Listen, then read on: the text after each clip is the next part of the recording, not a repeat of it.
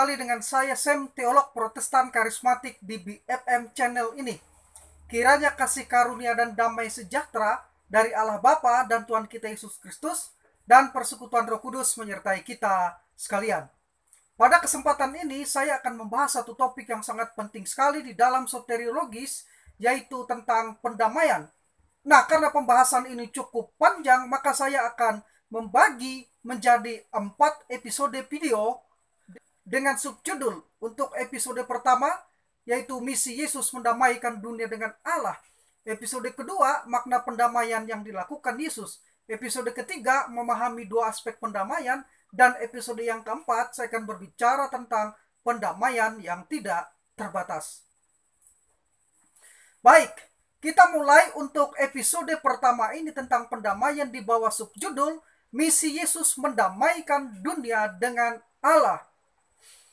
Pertama-tama kita mulai dengan membaca pernyataan Rasul Paulus dalam 2 Korintus 5 ayat 18 sampai 20.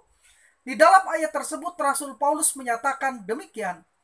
Dan semuanya ini dari Allah yang dengan perantaran Kristus telah mendamaikan kita dengan dirinya dan yang telah mempercayakan pelayanan pendamaian itu kepada kami.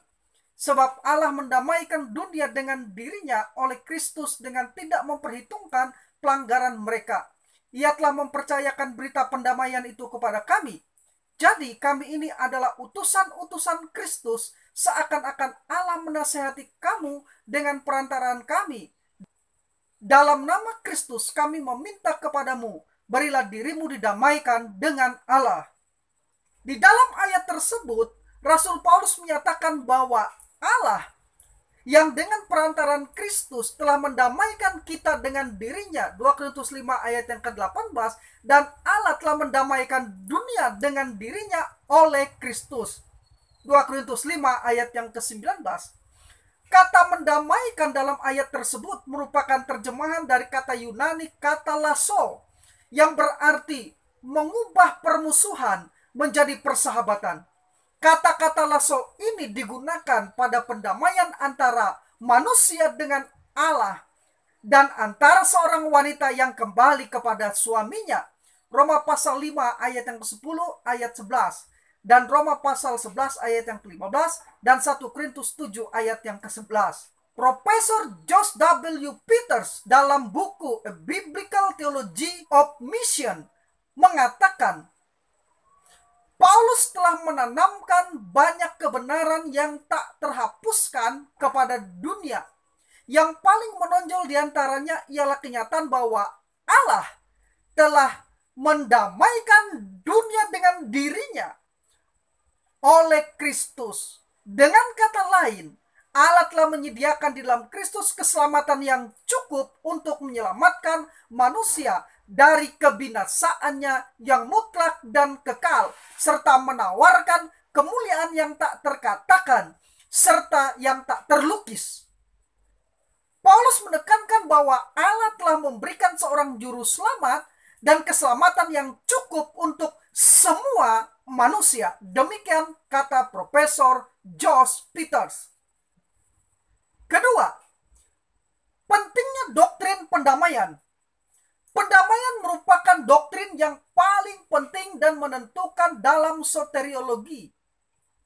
Berikut ini saya kutip pernyataan dari beberapa pakar teologi dan juga ahli biblika tentang pentingnya pendamaian.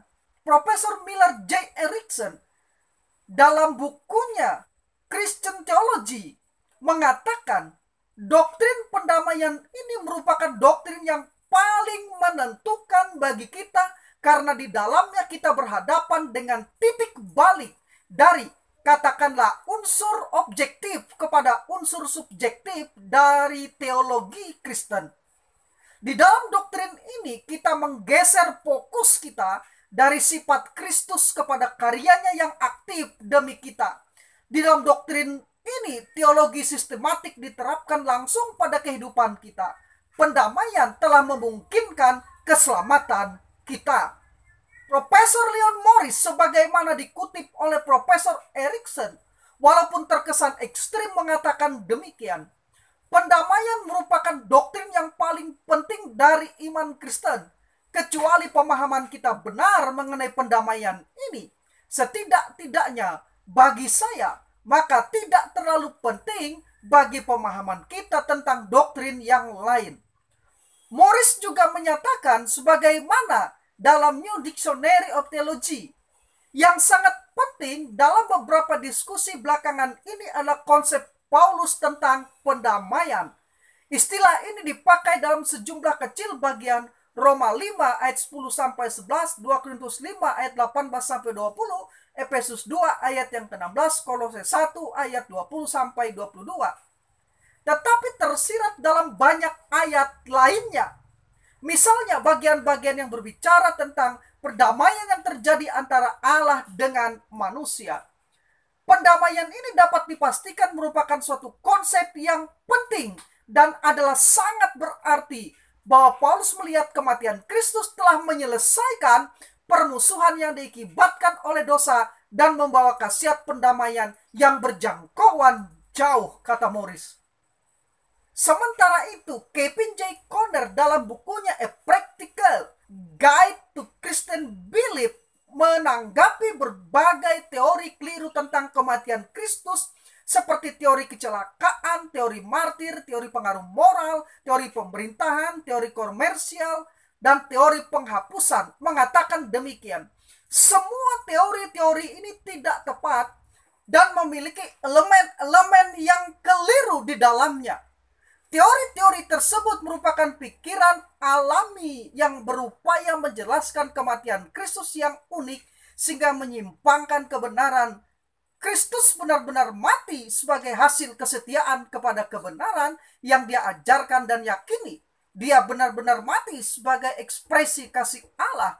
Dia benar-benar mati untuk menegakkan kebenaran dan pemerintahan Allah. Dia mati untuk membayar harga pembebasan dosa. Tetapi, kata Kevin J. Conner, semuanya ini hanyalah sebagian aspek dari kematiannya. Mereka semua menghilangkan tujuan utama dari kematiannya, yakni pendamaian. Menghilangkan kematian Kristus yang mendamaikan berarti menghilangkan kebenaran mendasar dari karya Kristus. Di sini Kevin J. Conner mengakui bahwa tujuan utama kematian Kristus adalah pendamaian. Dan apa yang dinyatakan oleh Kevin J. Conner tersebut di atas selaras dengan seluruh kebenaran Alkitab. Istilah-istilah teologis dan alkitabiah seperti penebusan, korban pengganti atau substitusi, peredaan murka atau propisiasi, penghapusan kesalahan atau ekspiasi, pengampunan, dan pembenaran merupakan bagian-bagian penting dari pendamaian atau rekonsiliasi yang dikerjakan Kristus melalui kematiannya di kayu salib. Sekarang yang ketiga, tujuan inkarnasi Kristus ke dalam dunia. Ketika Kristus mengatakan kepada murid-muridnya, sama seperti Bapa telah mengutus aku, Yohanes pasal 20 ayat 21, kita langsung teringat pada kata misi. Istilah misi atau mission berasal dari kata Latin missio yang berarti mengutus. Hampir sama dengan kata dalam bahasa Yunani apostelo yang artinya mengutus. Kata apostelo muncul sebanyak 135 kali dalam seluruh perjanjian baru, di mana sebanyak 123 kali digunakan dalam kitab Injil dan kisah para rasul. Nah, sebagai tambahan perlu diketahui bahwa selain kata apostelo, kata Yunani lainnya yaitu pempo juga diterjemahkan dengan mengutus. Muncul sebanyak 80 kali dalam perjanjian baru. Kedua kata ini dipakai untuk Kristus dan juga untuk para rasul. Ada perbedaan sedikit dalam penekanan dan kedalaman. Kata pempo lebih menekankan tindakan mengutus dan mengekspresikan hubungan antara pengutusan dengan yang diutus.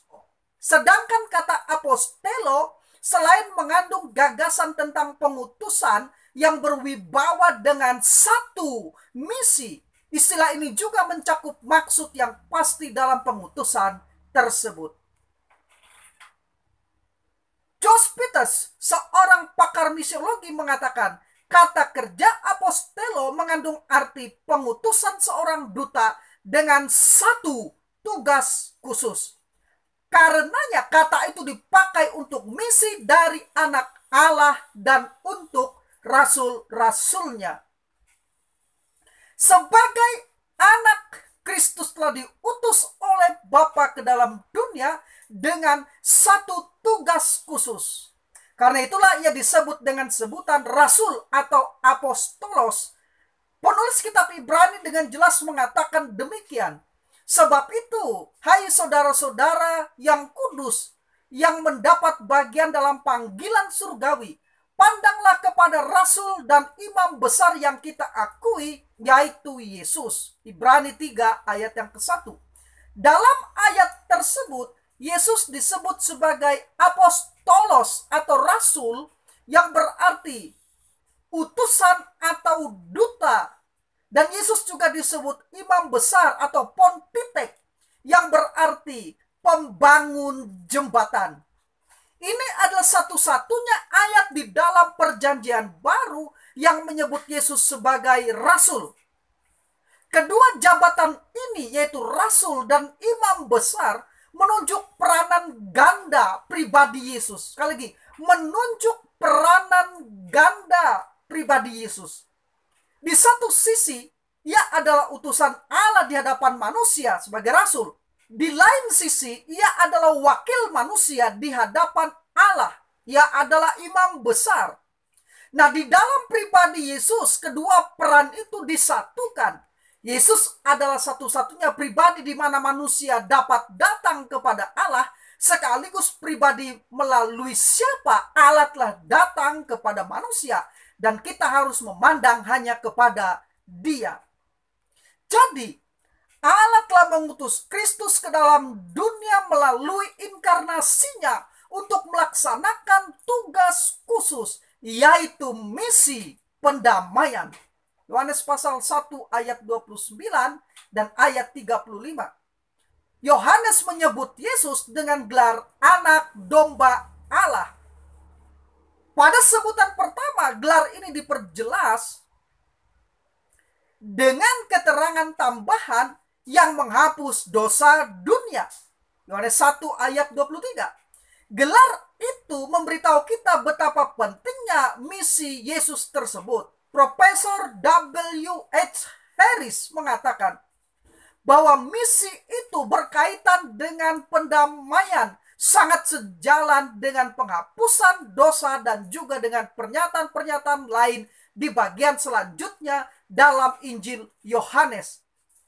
Sebab Allah mengutus anaknya ke dalam dunia bukan untuk menghakimi dunia, melainkan untuk menyelamatkannya oleh Dia. Yohanes 3 ayat 17.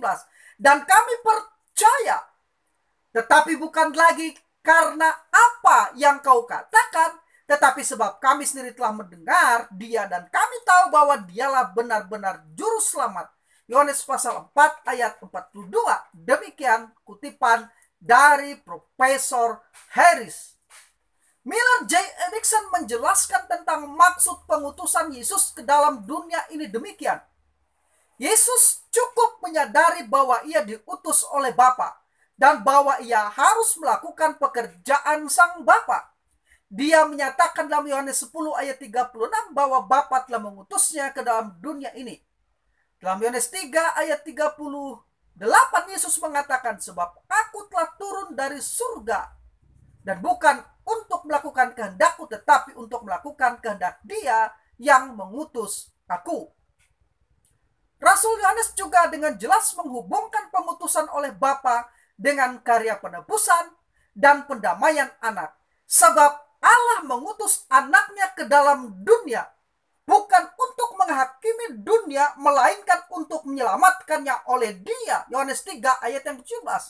Jadi jelas bahwa maksud kedatangan Kristus adalah untuk mengadakan pendamaian, dan Allah Bapa ikut terlibat dalam karya tersebut. Yang dimaksud dengan menekankan bahwa kedatangan anak adalah karena diutus oleh Bapa ialah untuk menjelaskan bahwa karya anak tidaklah terlepas dari atau tidak bertentangan dengan apa yang dilakukan Bapa. Misi itu telah selesai dikerjakan Kristus karena dunia telah didamaikan dengan Allah oleh Kristus melalui kematiannya di kayu salib. 2 Korintus 5 ayat yang ke-15 sampai ayat yang ke-20. Profesor Thomas R. Schreiner dalam bukunya New Testament Theology menyatakan pendamaian antara Allah dan manusia diselesaikan melalui salib Kristus. Seluruh proses pendamaian diprakarsai dan dilaksanakan oleh Allah. 2 Korintus 5 ayat 18.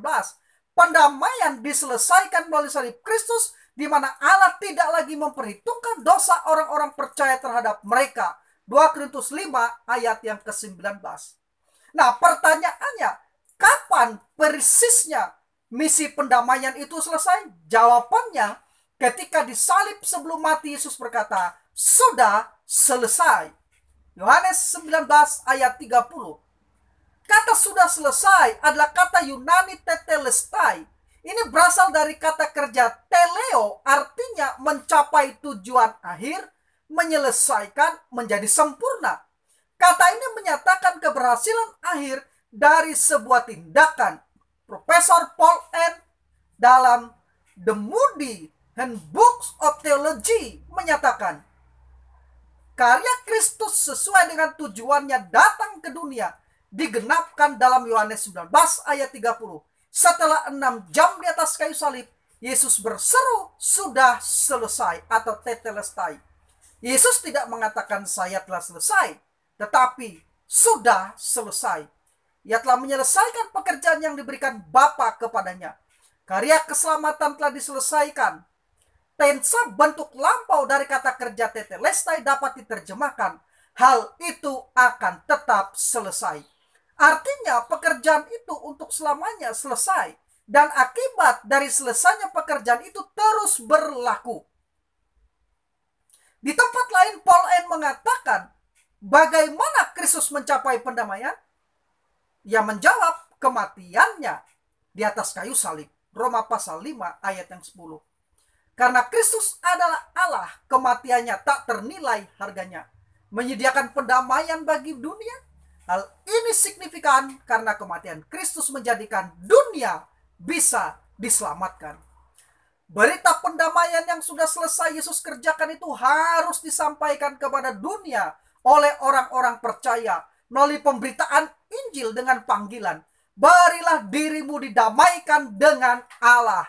2 Korintus 5 ayat yang ke-20. 2 Korintus 5 ayat yang ke-20.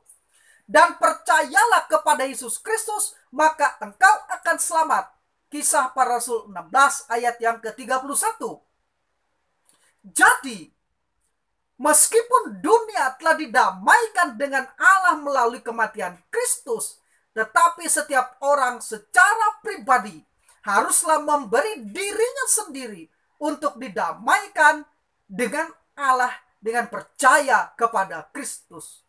Dan hanya dengan cara demikianlah, maka keadaannya di hadapan Allah diubahkan.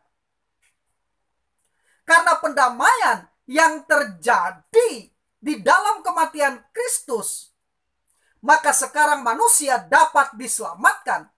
Tetapi hal itu sendiri tidak menyelamatkan satu manusia pun, sebab pelayanan pendamaian itu harus dilaksanakan dengan setia melalui pemberitaan Injil. Pada saat seseorang menjadi percaya, maka ia menerima pendamaian yang diberikan Allah di dalam kematian Kristus. 2 Korintus 5 ayat 18 sampai ayat 21. Dunia telah didamaikan dengan Allah, tetapi setiap orang secara pribadi perlu didamaikan.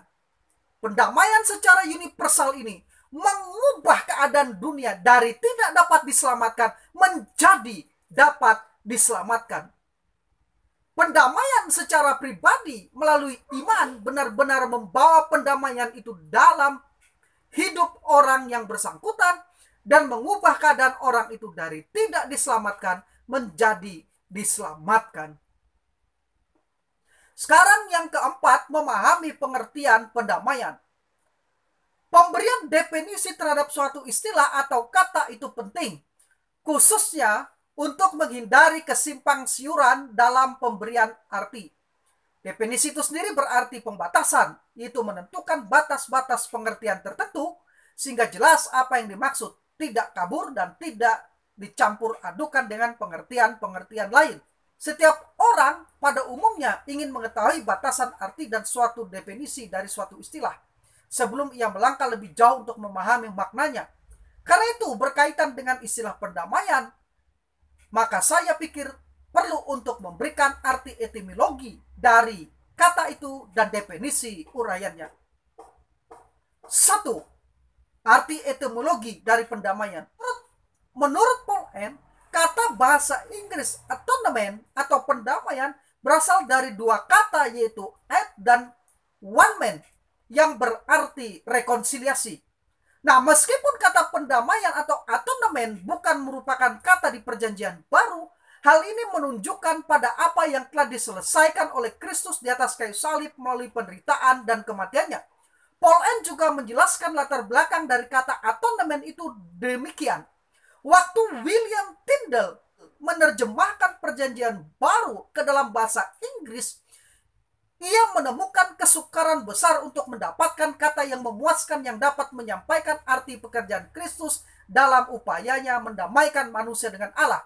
Karena ia tidak menemukan kata yang sesuai, Tyndale menggabungkan dua kata sederhana, yaitu kata at atau pada dan one man atau kesatuan, membuat kata tersebut menjadi atonement, diterjemahkan ke dalam bahasa Indonesia sebagai pendamaian atau kadang-kadang disebut juga penebusan.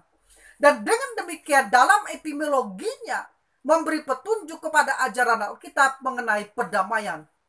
Paul N. juga menambahkan bahwa penekanan dari rekonsiliasi atau pendamaian adalah berdamai dengan Allah. Manusia yang terpisah dari Allah karena dosa dibawa kembali kepada persekutuan dengan Allah. Sementara itu, Kevin J. Conner menjelaskan asal kata atau nomen tersebut demikian. Kata Inggris kuno yang dipakai untuk kata pendamaian berarti dijadikan sepakat, mendamaikan, membawa kesepakatan atau memperdamaikan. Maka kata tersebut bisa dibaca at one man atau pendamaian, pembuatan kesepakatan dari mereka yang memiliki ketidaksepakatan. Sekali lagi, pembuatan kesepakatan dari mereka yang memiliki ketidaksepakatan. Charles F. Baker dalam bukunya A Dispensational Theology, ketika menjelaskan tentang pendamaian atau atonement dengan merujuk pada kata-kata dalam bahasa Ibrani dan Yunani, menurutnya ada 3 kata dalam bahasa Ibrani untuk pendamaian, yaitu 1, kapar, yang berarti menutupi, diterjemahkan dengan kata pendamaian atau penebusan, atonement, sebanyak 76 kali, dan pendamaian, rekonsiliasi, sebanyak 7 kali. Kata atonement ini hanya muncul 1 kali dalam perjanjian baru, Roma 5 ayat 11, King James Version. Selebihnya menggunakan kata rekonsiliasi. 2 kata yang artinya mempersembahkan sebagai korban dosa.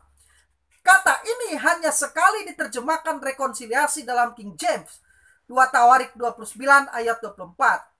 3 ratsah yang artinya membuat berkenan, memenuhi tuntutan atau membayar utang. Kata ini hanya sekali diterjemahkan rekonsiliasi dalam King James, 1 Samuel 29 ayat 4. Sementara itu, 3 kata perjanjian baru untuk pendamaian semuanya dibentuk dari kata Yunani alaso yang berarti mengubah. 1 dialaso yang berarti mengubah permusuhan menjadi persahabatan. Kata ini hanya muncul 1 kali tanpa kaitannya dengan keselamatan. Matius pasal 5 ayat 24. 2 kata laso yang berarti mengubah permusuhan menjadi persahabatan dan digunakan pada pendamaian antara manusia dengan Allah. Roma pasal 5 ayat 10 dan 11, Roma pasal 11 ayat 15, 2 Korintus 5 ayat 18 sampai 20. Dan digunakan juga untuk menggambarkan seorang wanita yang kembali kepada suaminya, 1 Korintus 7 ayat 11. 3 apokatalaso, yaitu suatu bentuk intensif yang berarti berdamai sepenuhnya. Efesus 2 ayat 16, Kolose 1 ayat 20 sampai 22a. Selanjutnya Charles F. Baker menambahkan bahwa kata atau nomen muncul hanya sekali dalam perjanjian baru King James, Roma pasal 5 ayat yang 11. Ditempatkan kata itu yang seharusnya diterjemahkan rekonsiliasi. Kata atau nomen ini dalam perjanjian lama dipakai untuk menerjemahkan kata Ibrani kafar yang berarti menutupi dan dipakai sebanyak 76 kali. Dengan demikian istilah atau nomen ini sama dengan pendamaian atau rekonsiliasi. Sekarang 2, definisi. Nah, berikut ini definisi pendamaian yang dikutip dari pendapat para ahli teologi dan Alkitab. 1. Berdasarkan arti etimologinya, Charles F. Baker mendefinisikan pendamaian sebagai berikut. Atau nomen aslinya berarti rekonsiliasi atau tindakan membawa mereka yang saling menjauh ke dalam kesepakatan, kini terutama digunakan sebagaimana dalam teologi dengan pengertian suatu persembahan, kurban, atau penderitaan yang memadai untuk mendapatkan pengampunan atau imbalan bagi suatu pelanggaran. 2. Paul N. mendefinisikan pendamaian sebagai tindakan Allah mengangkat penghalang dari dosa dan menghasilkan damai dan memampukan manusia untuk diselamatkan. Menurut Paul N., ada 2 bagian dari pendamaian itu, yaitu aspek objektif, di mana manusia telah didamaikan dengan Allah sebelum beriman, dan manusia dinyatakan dapat diselamatkan. 2 Korintus 5 ayat yang ke-18 dan 19. Aspek subjektif, di mana manusia didamaikan pada Allah saat ia percaya. 2 Korintus 5 ayat 18 dan 19.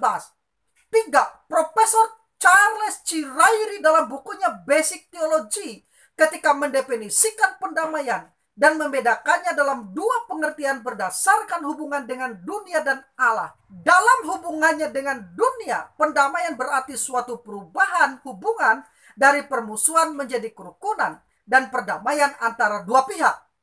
Manusia dapat didamaikan satu dengan yang lain. Matius 5 ayat 24. Digunakan kata dielasso. 1 Korintus 7 ayat 11 kata-kata lasso. Dan manusia telah didamaikan dengan Allah. Roma pasal 5 ayat 1 sampai 11, 2 Korintus 5 ayat 18 sampai 21. Kata yang digunakan adalah kata lasso. Efesus 2 ayat 16, Kolose 1 ayat 20, kata yang digunakan adalah apokatalasso. Sedangkan dalam hubungannya dengan Allah, pendamaian berarti menghapus kemurkaan melalui pengorbanan. Dalam hubungannya dengan soteriologi, pendamaian berarti mendamaikan atau menghilangkan murka Allah melalui korban penebusan Kristus. Nah, berdasarkan etimologi dan beberapa kutipan definisi di atas, secara sederhana, istilah pendamaian dapat didefinisikan sebagai berikut.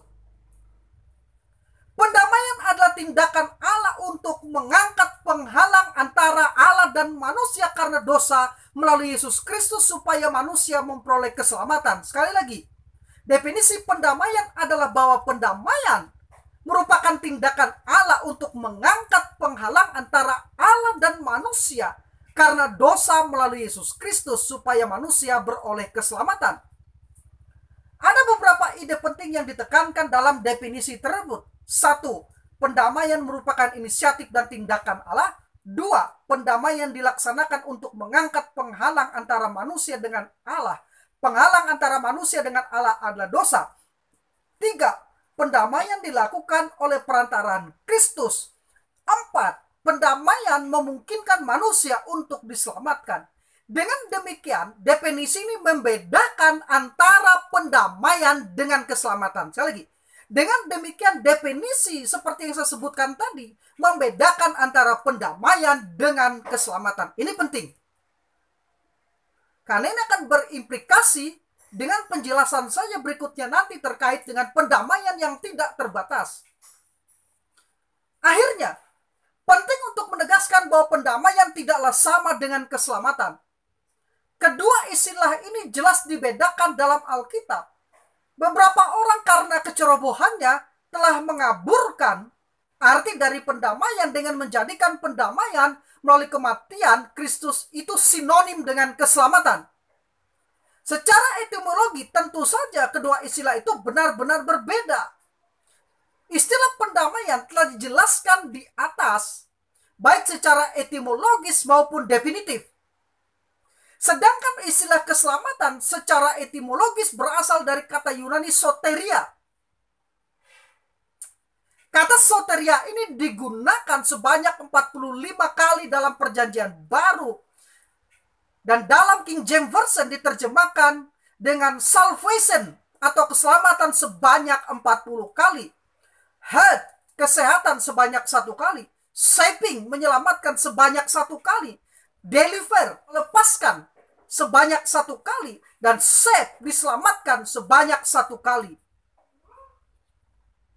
Kata soterian muncul 5 kali. Dan dalam King James selalu diterjemahkan dengan salvation. Menurut Charles Chirairi, dalam Septuaginta maupun dalam Perjanjian Baru, kata kerja Yunani sojo dan kata-kata yang sama asalnya soter dan soteria biasanya merupakan terjemahan dari kata Ibrani Perjanjian Lama, yaitu yasa. Kata yasa ini berarti kebebasan dari sesuatu yang mengikat atau membatasi, dan kemudian berarti pembebasan, pelepasan, atau memberikan keleluasaan dan kelapangan kepada sesuatu. Sedangkan kata sojo dan kata-kata yang sama asalnya soter dan soteria berhubungan dengan perawatan, kesembuhan, pertolongan, penyelamatan, penebusan, dan kesejahteraan yang dihubungkan dengan pemeliharaan dari bahaya, penyakit, atau kematian. Matius 9 ayat 22, Kisah Para Rasul 27 ayat 20, ayat 31 sampai 34, Ibrani 5 ayat 7. Nah, untuk pemakaian Kristen yang penuh, berarti penyelamatan dari kematian kekal dan pemberian hidup yang kekal kepada seseorang. Roma pasal 5 ayat yang ke-9, Ibrani 7 ayat 25. Jadi ringkasnya, istilah pendamaian dipakai untuk menjelaskan tindakan Allah yang mengangkat penghalang antara Allah dan manusia karena dosa melalui Yesus Kristus supaya manusia memperoleh keselamatan. Roma pasal 5 ayat 10 sampai 11, 2 Korintus 5 ayat 18 sampai 20, Efesus 2 ayat 16, dan Kolose 1 ayat 20 sampai 22. Sedangkan istilah keselamatan dipakai untuk menyatakan tindakan Allah di dalam Kristus yang membebaskan manusia dari kematian kekal dengan memberi hidup yang kekal atau joe kepada mereka yang percaya. Yohanes pasal 3 ayat 16 sampai 17, Kisah Para Rasul 16 ayat 30 sampai 21, 1 Yohanes 5 ayat 11 sampai 13. Demikian yang bisa saya jelaskan dalam episode ini. Nantikan episode selanjutnya. Saya Sam, teolog Protestan karismatik.